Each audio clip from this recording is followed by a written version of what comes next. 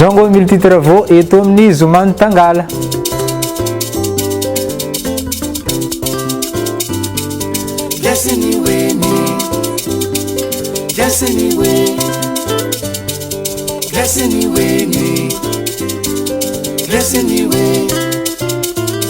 Django Multitravaux dia orinasa mamorona na mitransformer ny conteneur avadika trano na piscine sy ny zay rehetra afaka mandehanan'ny conteneur.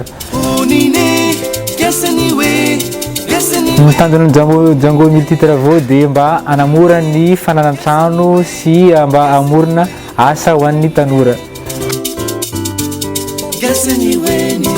Ny fiara-miasan'ny Django Multitravaux sy Tangala Maitso zao Atrikasa Zomany Tangala zao.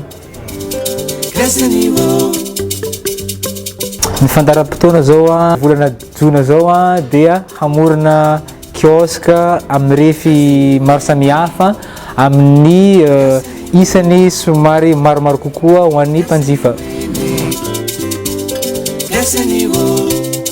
Ahitana Django Multitravaux dia en face ny PP La Marne na eo amin'ny 4 chemin lycée technique Thomasine. Ny réseaux sociaux page Facebook Django Multitravaux sy YouTube Django Multitravaux ary ny WhatsApp.